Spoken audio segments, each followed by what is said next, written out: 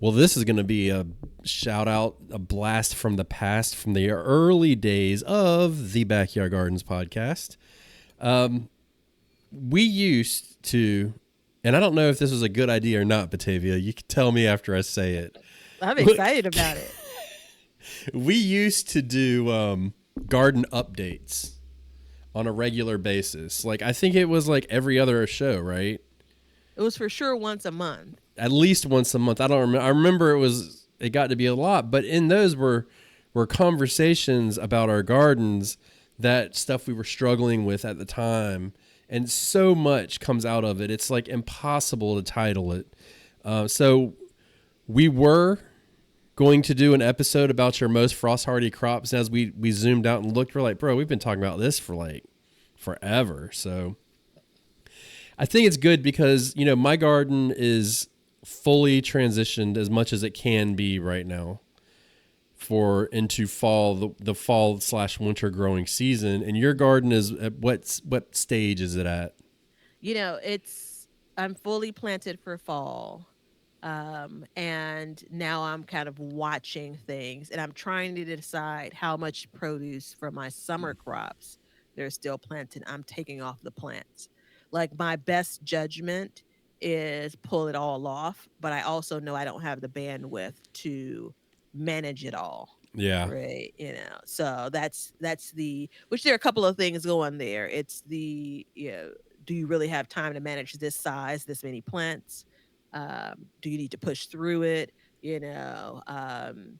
Could this be more fall? We talked about this a little bit a couple of weeks ago. Could this be more fall things than summer things? There are a bunch of different things. The bright side, though, is after years of working through it, I finally feel good about what I'm not cooking and preserving and making and what I am. Yeah. Like there is not a lot of tester recipes out there that I'm working with. Like I know I'm going to enjoy this thing. Yeah, you've evolved a lot over the years.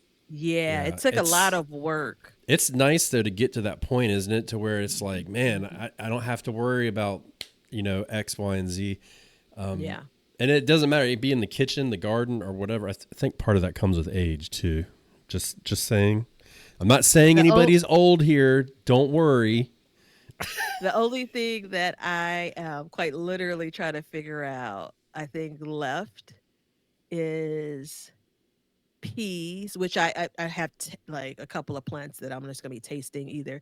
I'm going to be eating a plant or eating a few peas and spinach. Those are probably, and there may be a couple others, but those are the ones that are top of mind when it comes to how much or how little I want to grow of it. And if I'm really honest, 50% of those two, it's like, do I even bother with it? Yeah. Because it takes up space in your mind, no matter what you believe, no matter how insignificant you think it is, it still takes up space in your mind. You walk past it like, oh yeah. Yeah. Well, it's funny you bring up peas because that's something I've wanted to do for a couple of years is grow a shelling pea, and I just, for some reason, I don't know, I just not been hitting on much with it. And so it's something that I want to really take to the drawing board and really try and get it figured out this year. I've never really grown. I've always gravitated towards snow peas just because they're easier. I don't have to do anything to them. All I do is harvest them and cook, and we enjoy them.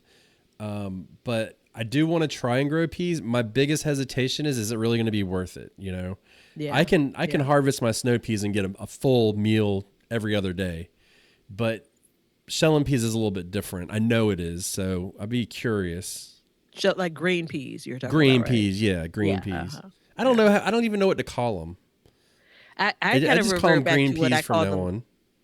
Growing up, it was like green peas. Yeah. Well, you got to get all technical when you're talking to gardeners and stuff. If you don't use the right lingo, you done. In the pre episode here, I was all kinds of technical. Yeah. I think you wore me down, or I wore myself down.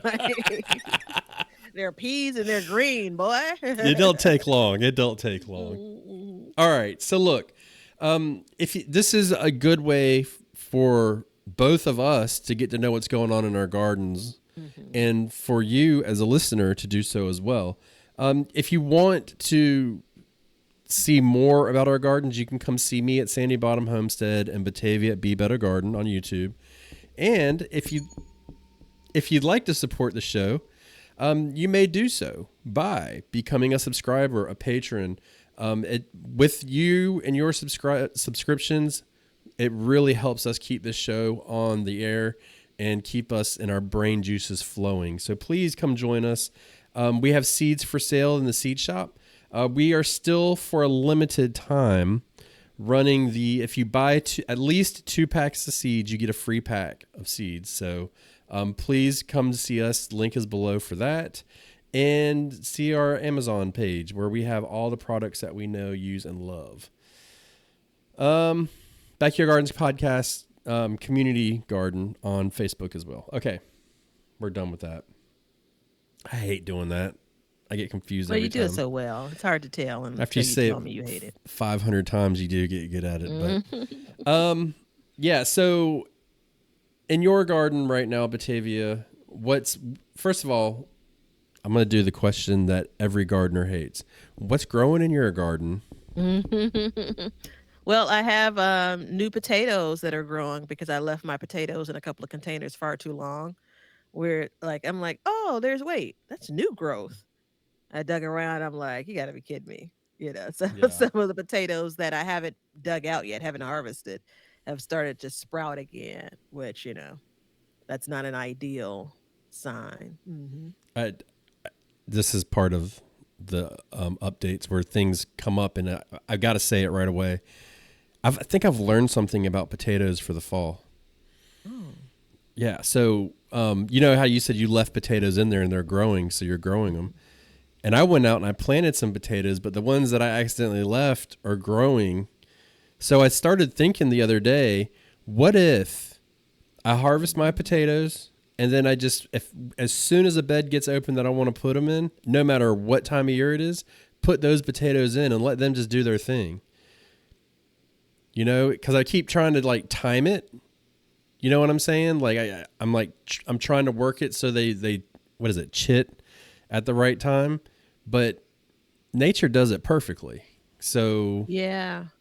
Now that you mention it, I forgot about in my spinach bed, which was the potato bed.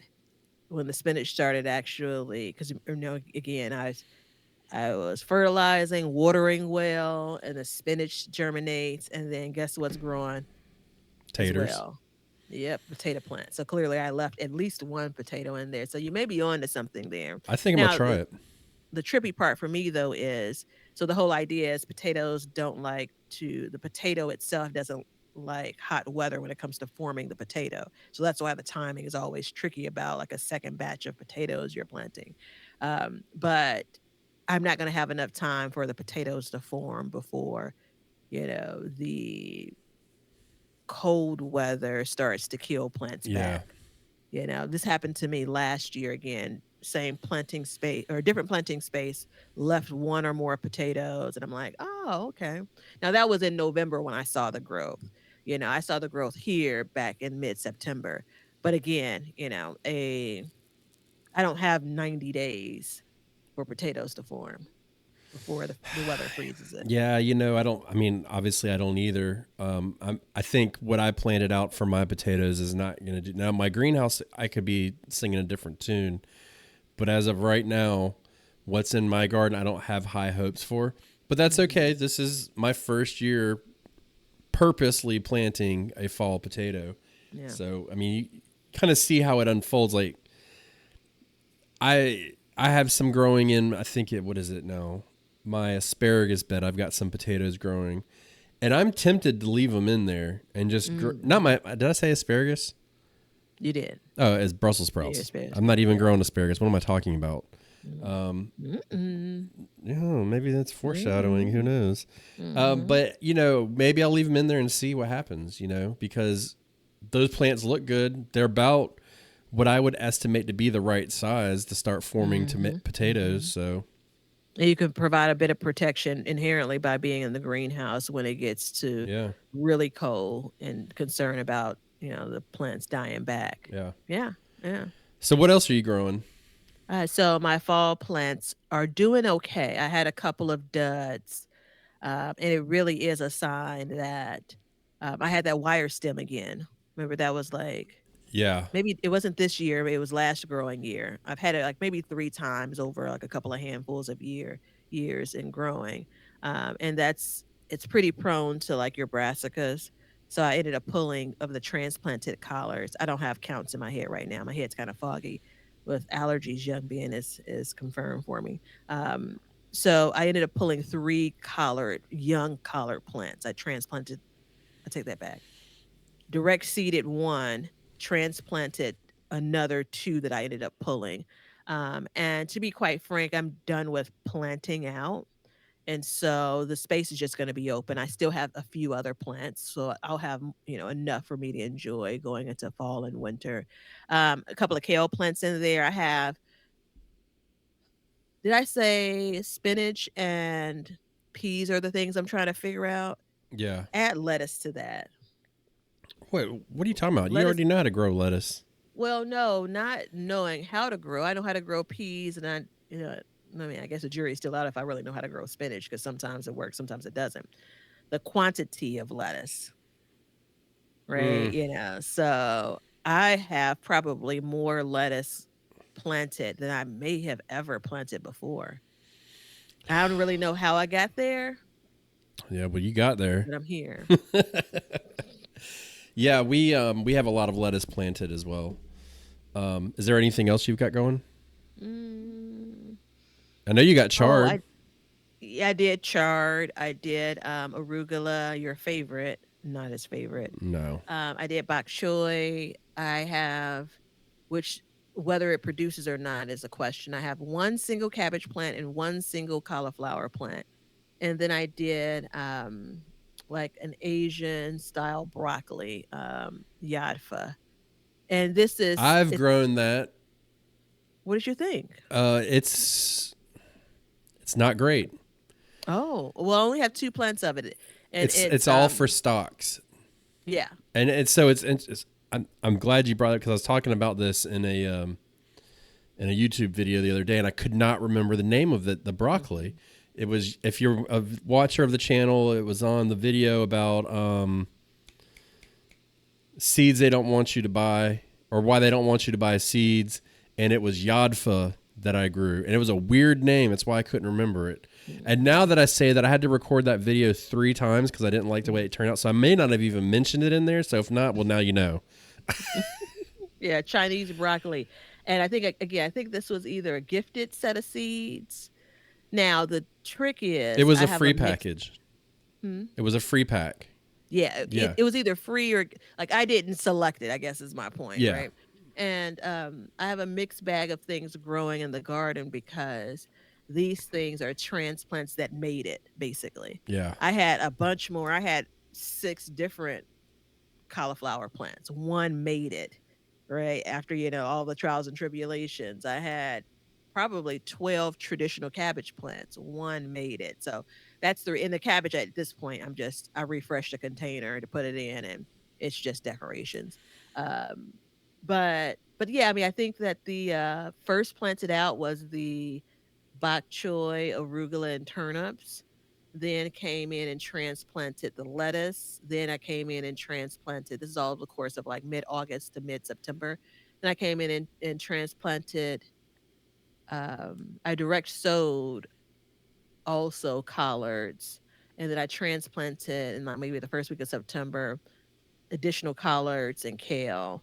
And so, like, how many greens that really want and need going into the fall? In my mind, you really can't have enough, to be Yeah. quite frank. Because again, a lot of these things, not all, but a lot of these are hardy. Shout out to the episode that almost was. Um, and I don't remember if you asked me yet about this, but now I'm getting the re-recordings mixed up. Um, some of these things can stay in my garden until I'm getting like killing freeze and Yeah. like, so Well, no, I lettuce mean, maybe not so much as an example, but yeah, but a lot of what you said, and I mean, look, we've talked about ad nauseum what's frost hardy on here, so we got it. A lot of what you said is very frost hardy. mhm. Do you think that planting out in mid September was a little bit late? The transplants for this year, no. Okay. The collards and kale, no. Okay. But I was like one day off of it being too late. Yeah. Ideally, I would have wanted to get them out there the first of September, very first, a couple of days of September. The lettuce probably was too early, starting out with even moving it outside too early. Is it bolting? R- Yeah, I have some bolting lettuce, right? So I'm I surprised none of my lettuce is bolting yet. really Yeah. I'm trying to clean up like some of the things that, and I've done an okay job, cutting down sunflower stalks and pulling them out. And there's I walked past yesterday some lettuce starts where it's like, because one of the surefire signs, especially of lettuce, is that stalk kind of Yeah. goes up. And I saw the beginnings of it, and so I decided not to transplant it. Why create the burden, right? And so then I looked and said, "Yep, I didn't miss see that." Because Right. now it's like just set it straight up, and it's like, yeah, let's go ahead. When you think about what you're really nourishing, like that much soil, Yeah. right, and a seed, Yeah. It's crazy. I mean, I it doesn't take much early on. It's so small, and it's one of yeah, those things where I told David one day. David's my son. I was like, go out there and water the seeds, and he was out there and he was just watering. I mean, it was flooding, and I was like, no, man. I was like, it's just a quick spray. And I had to explain to him like, you're only watering like the teeniest of area. hmm So, oh, I did. We'll see how well they do. I did direct seed or direct sow some mustards as well. Not a bunch, I'm not happy you about know. mustards this year. Hmm? I'm not happy about mustards this year. Oh, I'm sorry. I What didn't do you get have any. growing? Well, I didn't get any mustards in the ground. I still have hope, and I may still plant some. I'm going to put some in the greenhouse, Hmm. but I don't know how it's going to work. I had a lot of plants and a lot of things happened in my life this summer, and Hmm. it started to get overwhelming. So I was like, I can't start as many seeds, and mustards fell by the wayside. So we're going to try and find them. And I was going to buy some, but I can't find any to put in. Go figure. I did, however, find iceberg lettuce. And Did I you now? threatened to grow iceberg lettuce, and I may just buy a 6-pack of it just to give it a shot because I don't really Hmm. even like it, but I just kind of want to do it. So we'll see. But Yeah, the little gem that's in our shop, it is doing so well. I yeah, did a mixture of little gem and the Paris island romaine, both in our shop on Etsy. Link in the description. And I know though that Paris Island takes longer to produce the head. yeah, Right. And I love it was so great this spring having like a full head of lettuce. Paris Island is what I did this spring. But I was heavier on the little gem because I wanted something that's quicker, something that's smaller that could come in. And so I've been watching it grow. And I am right at the point, as of this recording, when I am going to transition back to garden greens, not store bought greens. And I know that someone's like, well, greens, what is she talking about? Leafy greens? Remember that oh, here whole we go. debacle? I've had kale in the garden all year, going back to the spring. Remember, I pulled my collards early for me, right? So I've had chard in the garden, but now I'm at the point where I have enough to make a salad, and Yeah, that's what's important to me when it comes to this time of year and like leaves that I'm growing. So I'm excited about that. And I still have tomatoes. Literally, tomatoes, cucumbers are on their last leg. So I have all of the fixings, and this only happens one time a year. It's now. yeah, If the timing is right, where I could get like a full garden salad from the garden. So it's nice. yeah. We don't have that here. That's not really a thing. But you asked me what I was growing in my garden. I'll run through the Mhm. list real quick. I've got collards, turnip greens, rutabagas. I'm growing a giant kohlrabi this year, so I want to see how big it gets.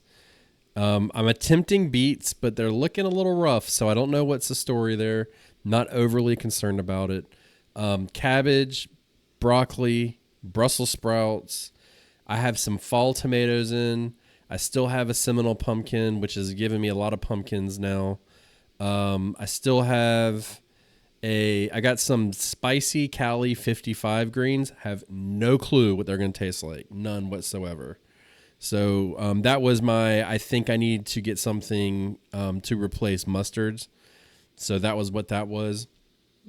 We've got potatoes and rutabagas and parsnips. And I've got onions started that if I don't water them, they're probably going to die. So I need to go out there and water them as soon as we're done. And my garlic is pre-chilling in the refrigerator to go in. So Gotcha. there's a lot. And at this moment, I've got about anywhere from a month to 2 months before my first frost. It can be very variable for us. So I'm about to go out and I want to try and get 3 different fertilizing feedings in before 2 weeks before my first frost. So I need to go out there and put my organic granular down because that takes time. And then I need to go out and I need to put a nitrogen only down. And then I want to because I know my soil's really tired. Right before at the very end, I want to shoot it with some inject it. And then that's going to be it for fertilizing because I don't want to push new growth and when freezing temperatures are coming.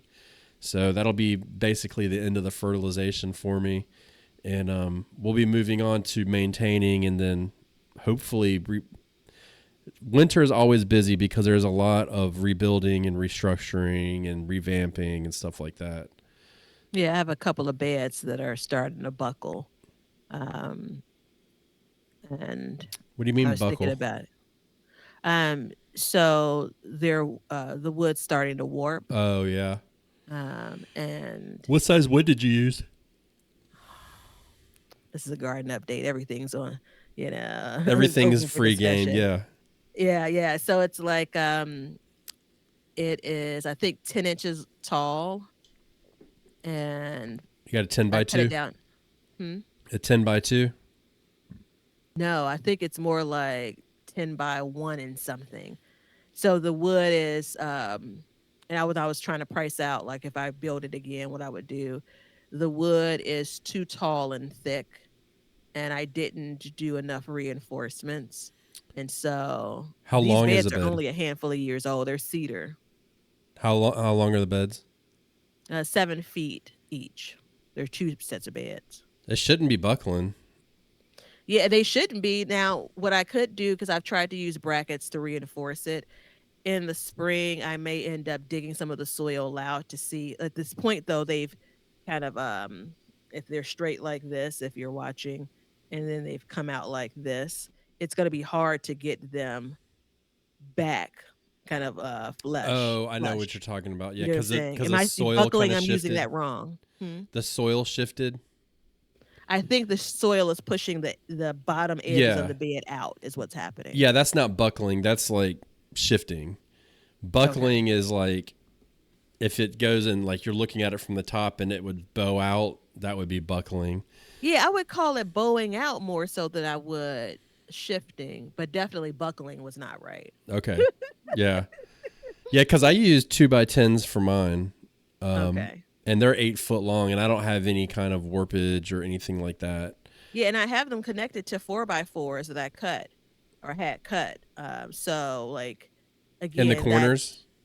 in the corners, yeah. Yeah. So like if this is the maybe we don't want that reflection. If this is the edge of the bed, it's basically the edge of the bed is screwed into a 4x4, Yeah. but it's starting to come out, you know. Um, so I don't even remember why I brought that up. Because it's stuff that we're going to be doing over the Oh, wintertime. projects and stuff. Yeah. Yeah. Yeah. I kind of want to be done with like, I also always felt like I'd be tweaking things, but I'm kind of done with the idea of structural things in my garden. Yeah. So seeing this now doesn't make me happy because I kind of want the reprieve of another couple of seasons where I don't have to worry about standing anything up. Because I've grown a lot of things in a lot of places also. Yeah. So I know really what works well in certain areas. Dude, the pole beans, remember I did a bunch of pole beans along the fence line in the front yard? Yeah. And I keep on going back and forth, man. I thought bush beans were the beans for me, but dude, the pole beans are pushing beans out like Prince used to push out albums, man. Like Yeah. it's the last probably 5 years I've grown 90% of bush beans rather than pole beans. And it's just they're quicker, bush beans are, right? Bush beans are quicker, but they're a pain to harvest. Yeah, they And the are. plant gets unkept very easily Yes, and it it falls all does. over. It's not, everybody praises bush beans and I think we've been guilty of that on the show as well. But I mean, it's just like I said the other day, everything is a compromise. And it's like you're going to get really Mhm. fast production, but you're also going to get really fast production from a plant that flops over that and Mhm. look, the older you get, I don't want to be bending down picking no damn green beans. I want to stand up and pick them off a trellis. You know what I mean? That's They're just not as my forgiving as yeah. you'd want for a plant. So I don't know. I have a couple of things that I'm adding my to my list of strong considerations over the winter, like what adjustments I'm going to make, because the plan was to do pole beans along the entire front line fence. And I planted out originally them, and a lot of them were the starts, or not the starts, but the as they germinate were eaten up. And so I subbed in some cucumbers for it instead. And I just realized, and it's great to get beans. Again, everything was planted late. Remember that, guys and gals. But getting beans in, August, September, lushes of beans, it's really nice. So it's Yeah. also a consideration of like even a second planting of beans could be pole beans for me, rather than like if you go in May 15th with, beans, let's say pole beans, then you come back in, June 15th or something with another set of pole beans. That could be something. So anyway, yeah, I am at the beginning of looking at things and saying, where is the space for you next year? When you talked about parsnips and rutabagas, there was I'm not a jealous person, but there are probably a You handful of know, moments I get jealous about what you're doing in your garden. you And I say was that like, all the damn. time. I know. I'm not Like, a jealous person, but but every show. here's a moment of jealousy, green eye jealousy. Um, Rutabagas and parsnips.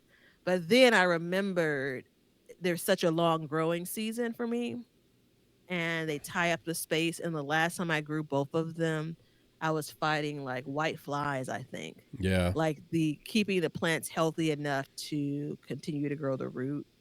And then I talked myself out of it. Like, I'm not jealous of it. That's just not something that, you know, Yeah, so my I'm like, let's son go. planted the parsnips and Hmm. they're germinating. He did a good job. So Good, good. it's they're slow. They're slow to grow. Yeah. Yeah. And we'll just I probably would have had him do it a little bit different, but you live and learn. I would have rather had him just sprinkle them in, and I would just go back and thin them instead of Mm. pre-spacing them. Just because the germination is so slow on them, but it works out. I mean, I don't know. We can't really buy parsnips here, so any parsnip we get's really good. Is a And win. Yeah. and it's also one of those things like we really like them, but we don't really like Mhm. them a lot. If that is meaning in the frequency we want to consume them, I want a parsnip when I want a parsnip. Yeah. Yeah. I'll put it in Yeah. a soup or something like that. But I would never take a parsnip and be like, let me chop up these parsnips and roast them. Like that's just not my jam. Dude, I still haven't dug up all of my spring carrots, and they're not woody, right? And so I had to so there's basically a row of carrots on either edge of the bed. So in the middle is kind of like maybe a little bit of weeds, and I had to hike my leg over into the middle of the bed to give myself some leverage to pull a carrot out, because I've also not been watering it, so it's super dry, which isn't ideal. Like if you're leaving something in the garden like that. And so the carrots are still like as sweet as sweet gets. I'm not necessarily waiting for the frost because I'm, easily a month and a half off, of my first frost. So I don't want to leave them in there that long. But it's a good example of I'd rather a carrot any day over a parsnip, right? And I'd probably rather a beet over a carrot. So back to your beets, and I've had as much success growing beets as I have had carrots. Like it's, oh no, my screensaver Uh-oh. has brought up a squirrel in some type of freaked out. All right, moving on. I had to make our screen wider to not see it. So the beets were beautiful for me this spring. And a lot of beets say you can continue to sow all throughout summer, but any beet that I've sown in the summer has struggled. So I think it may just have been too warm for the beets that you got started. What do you mean Made that. struggled? What do you mean struggled? So the leafy tops will grow, but the root actually Oh, no, developing. these aren't even really growing like that. They're little sprouts, and then they've got brown spots on the sprouts. They just look like crap. Oh, I oh, don't I'm know, sorry to and hear it that. may be because it's too hot. I was as funny as when you were talking about. I literally was looking up like beet germination temperatures, and I mean we haven't been insanely hot, Mm-hmm. so this has been a very cool season. It would be the upper end of what they want, but I don't think it would do that. So I need to go out there and really take a good gander at it, and I may drop some more seeds in too, and just see what happens. But Learn about this picture. what is it? Baby gray squirrels. Oh, come on. Let's move on to something else. See. Are All you are right. you are you worried about what's going on in your screensaver right now? I'm I'm easily distracted right now in my life. Yeah. Okay. Okay. White rhinoceros. Yeah, that's better. Okay. This is a classic Backyard Gardens podcast episode. On Batavia's screensaver, we have a white rhinoceros. Um, I can't figure out how to change it. you're getting old. Technology's evading you now. Once we get done, I'm just gonna shut down the computer. Like, Yeah, it's getting pretty bad. Um, no, and as far as like the rest of my garden, like I just harvested my sweet potatoes, I was gonna ask so about them, I got about 50 pounds. dude. Yep. So last year I got about. Okay, we'll have to talk about this real quick. So try and just track what I'm about to talk about. I'm Last making year, notes. yeah, start making notes because it's gonna be confusing. Last year I grew in a 4x8 bed, and I got about 40 pounds, and I average about 40 pounds out of a 4x8 bed. So this year, when I added the gardens in the front, I had two 3x6 beds that went up front. Man, take that back, 4x6 beds. Nope, 3x6 beds. And so, yeah, yeah. So I was a little bit worried. I was thinking that I was going to get more plants in there, like a significant amount. But then I had to take away a square foot from each end because I have the trellis in there too. So we ended up having a two 5x3 beds, which is 30 square feet, right? So what that ended up being is 2 square feet less than normal. Hmm. So when I planted this year, I did a couple things. One, I spaced them farther apart because I wanted to get slightly bigger, or not slightly bigger, but more consistent sizes of potatoes. And two, the other thing that I did is I took the vines, and as I grew them, when they were young, I was putting them back in the dirt in the bed. And so Mm-hmm. they would form roots at those nodes to feed the plant even more. And I believe that's what led to us getting more sweet potatoes per bed. So, with less space. So next year, I'm debating whether or not to do two 4x8 beds. I Mm-hmm. need to really hammer out my plan if I'm going to do that because as you know, that ties up your garden beds for the whole season. That's Yeah, it. you planted in those spaces in the spring, though, right? Mm-hmm. And are you gonna replant now, or are you gonna let them rest? No, they're replanted. Okay. Yeah, you have a really good like timing for yours where you are able to get something on either side of it. Yeah. Um, but and it's a pretty low maintenance crop. My sweet potatoes are flowering more than I've ever seen them flower before. It's such a beautiful kind of purple, what's the flower that's really invasive? Moonflower. Moon. Moonflower is. I feel like Yeah. that's not right though. But let's go with that for Morning now. glory. Morning glory. That's Moonflower is it. the Yeah. same thing, just blooms at night.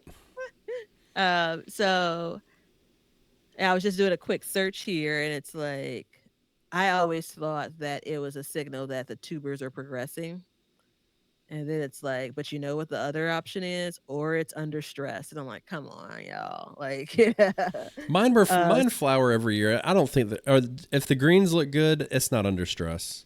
yeah, I don't think so. I don't think it's under stress either. But I also know I've done, which is okay, for, especially at this stage in growth.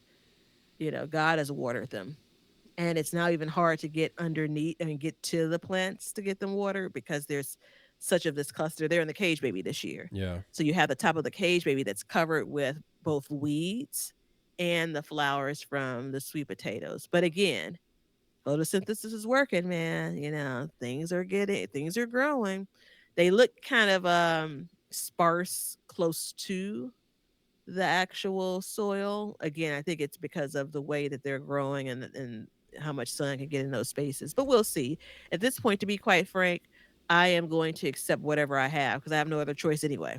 Yeah. Right? The only thing that is going to tell me this year is whether or not I want to grow it ever in that space again. That's the only thing that's going to come out of this when it comes to like lessons learned. Yeah. I guess on the bright side, it could be something that it's one of the shadier spots in my garden and it's still producing. Now, Bless you. oh, excuse me, thank you. Oh, goodness, just all kinds of everything. Oh, excuse me, Bless you. mixed up in here. Thank you. Um, I, I I sneezed out the train of thought. That's okay. It Yeah. happens. Hmm. It sounded like it hurt a little bit too. Yeah, man. Like Yeah. I am a strong woman unless I'm sick. And then Th- just put me to bed. Look, that's the truth, ladies and gentlemen. That is the absolute truth. I am Um, a whiny little baby when at the beginning of literally this sniffle and I'm ready to get back in the bed. so I don't know if my trellises are. I don't know what's going on with them, but some of them aren't producing like I want. Mm. I couldn't get cucumbers to grow this year, and my green beans kind of fizzled out too, which is it's been going on for a couple of years now, and it's not a normal thing for either one of those crops to struggle for me. So I got to look at it, and I'm kind of thinking I might set up like a mobile trellis each year on an end of a bed or something, and just say it like Wow. put it up so that it's there, and I can take it down, and it won't be used repeatedly over and over by the same crops. So I'm working on that too. We'll see how it goes because I don't really care about eating fresh green beans, to be completely honest, but it does add a lot of bulk to what comes into the house.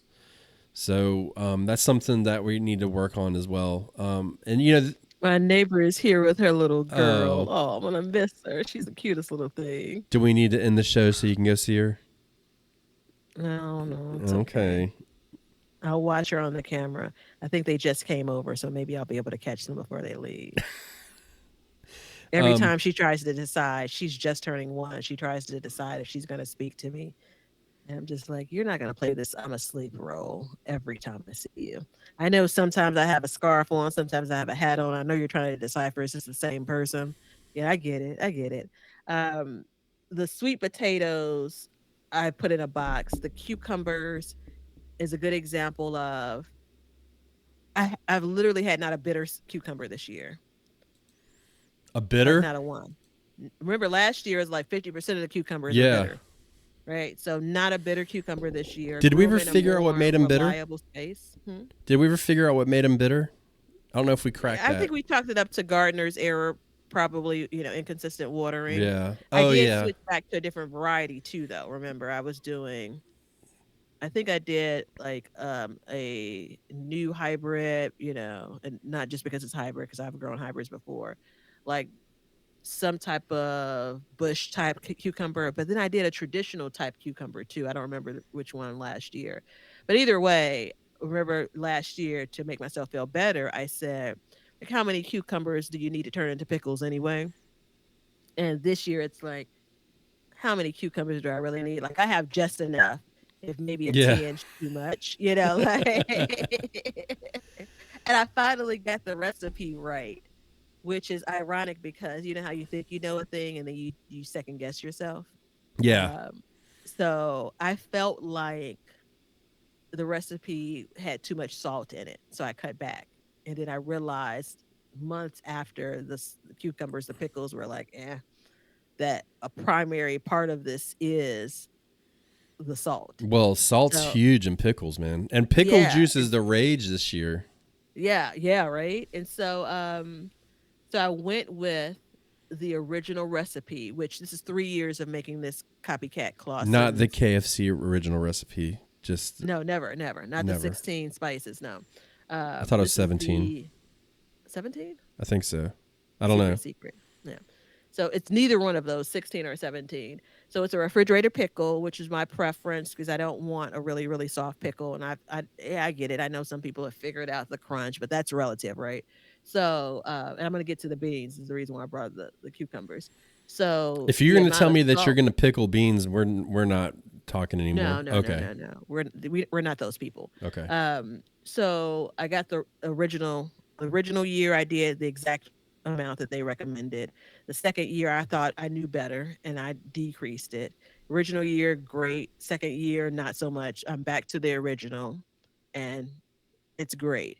The beans though, I'm just the opposite. Like, remember, I did the first thing I pressure canned was green beans. Yeah. And green beans are just so finicky in that your enjoyment will depend on the variety, will depend on the age of the bean when you pick it, will depend on the age of the bean when you preserve it. Like all of those things have to be spot on. I enjoy canned green beans, like from the grocery store. I grew up on them, and those are one of the things I enjoy eating. But I would much rather have fresh green beans. I And go this back is and again, this forth. is maturity as a gardener, as a grower. I don't know. I may give it one more go next year.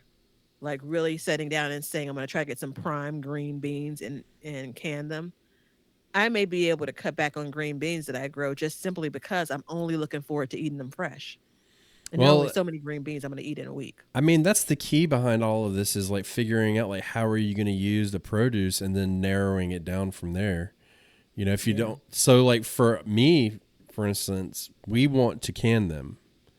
So that would be what we would grow those for. But there's other things Hmm. that we have definitely, like we grew one eggplant this year because I didn't want a bunch of eggplants. It's just the way it worked. Okay. So let's do this. Let me tell you guys, you ladies and gentlemen, excuse me. When it comes to all this gardening stuff, what we really need to do is we need to use a planter app to plan our gardens. It's a sponsor of the show, longtime sponsor, for good reason. Check out the planter app below. They have it's a drag and drop interface, very visual, square foot, combative and companion plantings, which like, oh, okay, that sounds cool. But the thing is when you put it on your little chart, it automatically lights up and tells you which one's which. And then you can go through and see why and make your own decisions after there.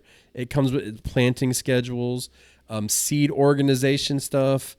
I mean, it's jam packed full. And I'm sure as of right now, there are other features that have been added that we just I don't know about yet. But I will be getting on to the planter app very soon, as I'm sure Batavia is, but let's see. Yeah, yeah. I am done with 2025 when it Yeah. comes to the planter app and plans. But I am now, because when I say done with, because I was just on there like last month fine tuning the fall plantings. Well, last month would have been like, August going into September. And I finally broke down and said, this is, some of these things for 2026. So where am I going to grow tomatoes at next year? Yeah. Right? Where am I going to plant spring things next year? Right?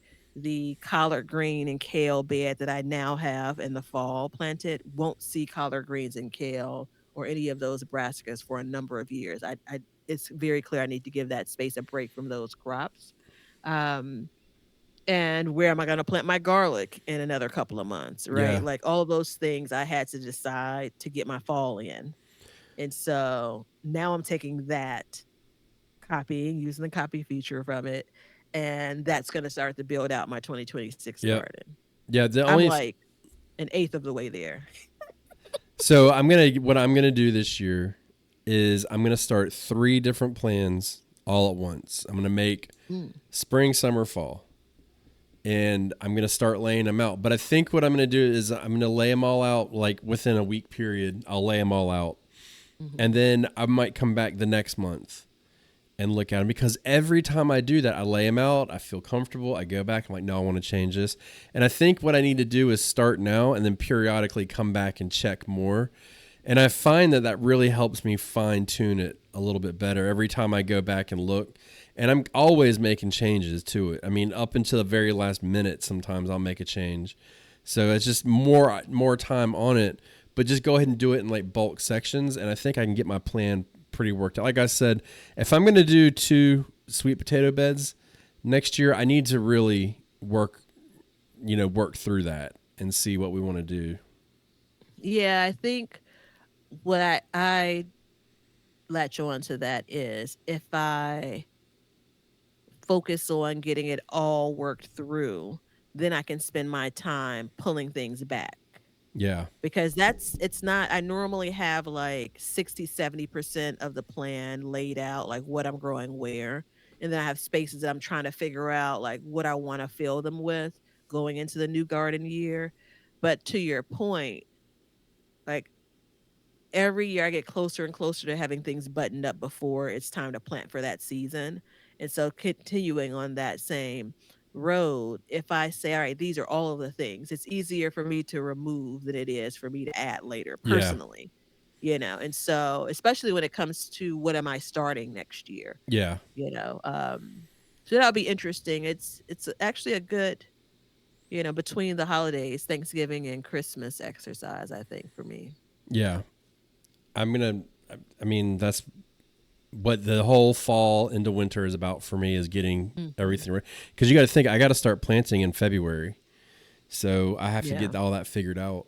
Well, So the reason why it's really important for me too is because we talked about how I'm at the point of all of the seeds that I have. I know they're not all viable, yeah, right? So I need to make the decisions about the what so I can make sure I have the supplies here. And if not, get them ordered. I know where you can get viable seeds. Just saying.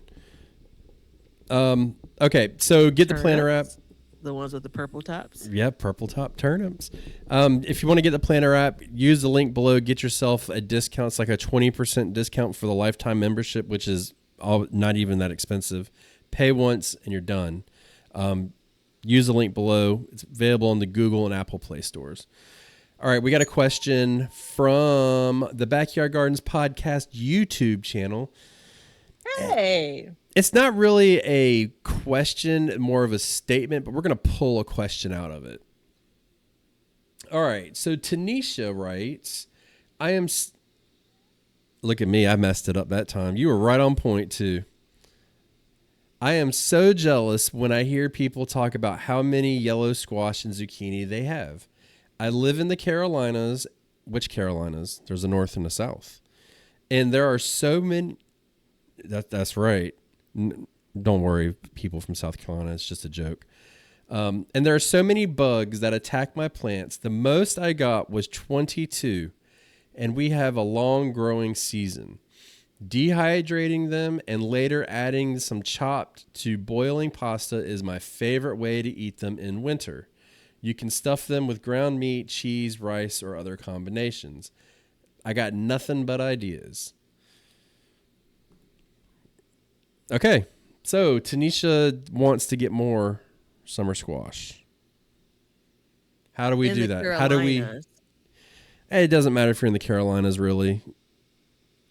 Well, my answer is going to be carved out to some place that's warmer because you do 2 rounds of squash, don't you? No, I every year I have the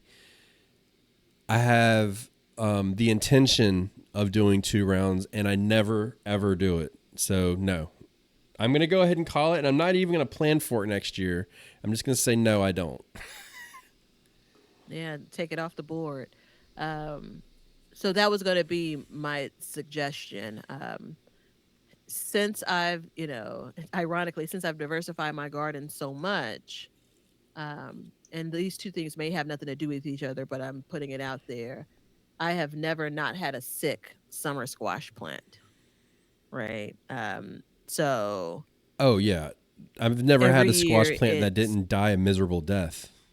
yeah, yeah, tragic. Every year it's either squash vine borer. Every year for the last 6 years it's either squash vine borer or powdery mildew or both. And I think I prefer, to be quite frank, like, let's just get it in and get it out. The powder or the squash vine borer, the powdery mildew, just for the potential of like it spreading to other plants. It just makes me sad. Now I'm marking down, let's not grow anything that's prone to powdery mildew in this soil next year, yada, yada, yada. Um, so earlier and often is my idea for the planting, right? Yeah. Well, I can tell you how we do it, and we get. Mhm. I got more zucchini. I didn't grow yellow squash, but I got more zucchini than I wanted this year. Um, the first thing we did is we started our seeds inside 1 month before our first frost date. I'm sorry, Mhm.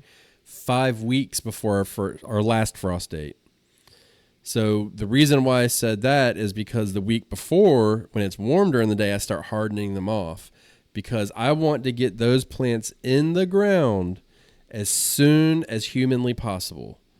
You got to get them in the ground because if you're in North or South Carolina, the time frame for the squash vine borer to hatch is right around late May into early July. So that's when you're going to be getting your moths coming, you're going to be getting attacked, stuff like that. So the idea is to front load and get as much growing as possible and feed the crap out of it to make it grow fast and water it a lot. And you're going to get a lot off of it. But like Batavia and I both said, I have never had a squash that when it died, it did not look like it had leprosy. It was the worst biblical death of any plant ever. And it's every single time. Mhm. And then on the other side of it is like Batavia said, you could replant, but I don't like to do that because then I find myself if I replant, let's say I run it. Usually my squash goes around end of June, it'll die out. So in the end of June, if I pulled it and I put them back in, you're looking into September before they're coming out again, and then I'm missing a whole crop of fall plants that I can grow a lot of. So I don't really want to do that, and that's why every year I say I'm going to do 2 rounds, and I only do one, and I plant them right around 18 inches apart, give them plenty of space, and I don't get powdery mildew. But every kind of bug possible goes after them, everyone. And Yeah. I didn't even treat them this year. I just said, you know what, the hell with it, and I got the best I've ever gotten. So I don't know. Yeah. I'm definitely at the point of the season where I start to become more reflective. And I feel like this year was good because I proved to myself again that I've grown yellow squash um, and zucchini successfully. Those in particular, right? Those both died a horrible death, um, both due to powdery mildew. But then my white scallop also, it started out well until the squash vine bore. Yeah, Now, the yellow squash I grew and the white scallop, for me, they grow kind of upright. And so that potentially is a method to apply to help with like disease management and bug management, making sure you get that airflow in. I'm just trying to figure out like how much is enough though. Like I kind of feel like, you know, very similar to some other plants for me. You kind of want it until you don't want it anymore. Like you want as much of it as Yeah. you can get, and that's just a hard plant to get that from. Well, I would say the reason why I think it's so hard is because they're so susceptible to pests and diseases that you don't know Mm-hmm. what you're going to get. And Tanisha, by the way, 22 is, I think it's, It's bang up. Yeah. yeah, I mean, I think that's pretty good. So, Yeah, but 22 could come over the course of like 3 weeks though. yeah, it could. And So it I think depends how many it's, plants you have and all that stuff. yeah, So yeah. I say that. But I So it did, may not be that it's just 22. It could be, you look up and now, your squash season is over. I did You two know. beds this year. Did you? And I wasn't happy with, well, first of all, my desi squash that I love, I'm not growing Yeah. anymore. Oh, I'm come on. We're broke up with it, man. Yeah, we're Isn't moving. that the one that has the harder shell that you can That's store? no, you can't really store it, but it's Oh, okay. the skin on it's so tough that I'm like, you know what? It tastes delicious, but preparing it is just a nightmare. Oh, So yeah. I Yeah. said, and my wife's like, just stop. And I was like, fine. So we're gonna do more of the white bush, which we have in our shop, which I really like that. I Yeah, like that more than I yellow really squash. that's my favorite summer squash. Yeah, But I didn't get to enjoy it as much. The squash of it all is still goodness. Now we're at 4. What was it? The peas, sweet green peas, the spinach, I can't think of green beans, and now the squashes, all of them, summer and winter. I kind of going into next year, and it doesn't have to be my forever plan. I kind of want to settle on, it's going to be the few when it comes to the squash. Like I didn't do any winter squash. I may commit myself more to winter squash than summer squash at all. The space that they take up, the problematicness of it. My summer squash, my yellow squash was delicious this year. So I really enjoyed it, but it was for me very prolific, and I had a hard time keeping up with it. yeah. I mean, it's tough, and Which I know is a thing that Tanisha said. She shrieks at every time she hears someone say, "I had so much squash I couldn't keep up with it." well, I don't yeah. know if I had 22 though. I don't know how many we had. I didn't count, Mm. but I know that we were eating zucchini for a lot longer than I wanted, and I had let some of them get too big, so they were like, Mhm. so okay. Before we close out, we're gonna end this on a banger question. Harvest your zucchini, big or small? Small. Why? I want to Yeah, yeah. Why? because it's more tender in my for my taste buds. So I'm gonna go ahead and tell you, I had some honkers baseball bats, and I cut them up right next to a small one, and there was no difference. No difference. No You difference. know, And I'm thinking I to think myself, I would rather get a bigger one and have multiple meals out of it. I'm just saying, shoot me for being the person that I am and standing on a limb. But Well, I think maybe there are other factors that kind of roll into it. I had a new variety of zucchini, which also ties back to at some point, stick with what you know. And young or old, it just really wasn't good. yeah. And not in the sense of it just didn't have any flavor, like whatever, like this doesn't, Well, I not like grew it that doesn't taste like anything. It just doesn't taste good. My I yellow grew that squash Ford did. hook that we have in the shop, and I mean, I got to be honest, I got no reason to go any other way Well, than the that's Ford that's hook. when I go back to I've grown forward hook in the past and had success with it. Did have squash vine borer issues, but really enjoyed the taste of it. Went to a different one. I can't even remember why I even got a different package of seeds, but here I am. Um, I don't even know if I would call it prolific. It did well, but it wasn't in an ideal space. But it just didn't taste good. And I thought the first time, like maybe I let it grow too large. No, the younger ones didn't taste good either. Hmm. Interesting. So no more of that one. Yeah. Sucks for you. Yeah, yeah. Okay, everybody, if you like this show, like this style show, the garden update stuff, let us know in a comment wherever you're watching, especially if you're on YouTube. Let us know, and we will do more. I enjoy just having a garden chat. This is a lot like what we do on the phone. Like it's Hmm. almost, I mean, it's a little bit more I just crass don't when let we you direct talk. the conversation when we're on the phone. No, you yell at me constantly, and no, I'm just joking, everybody. But I mean, if that's something you're interested in, we can work them in periodically. We won't do every other episode like we did before. That No, was no, no. crazy, Mm-mm. but it was That was necessary. the beginning of, I was still in my Barbara Walters era back then. Yeah, So it was nice to be able to relax and just, absolutely be myself.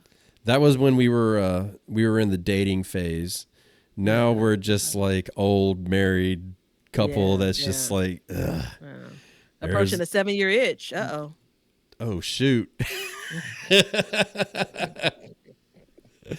All right, so for all you therapists out there, yeah, you know how to get up with us. But oh. seriously, everybody, thank you. If you want to support the show, please do so. Leave a comment if you like this, and if not, leave a comment. Who cares? We'd love to hear from you either way. If you want to be like Tanisha and leave a question, which thank you for doing so, you can do so. We have an email address below. You can do it on our YouTube channel back at Backyard Gardens Podcast or on the Backyard Gardens Podcast Community Garden. And remember, on this show, we do two things. We learn to grow, and we grow for change. See ya.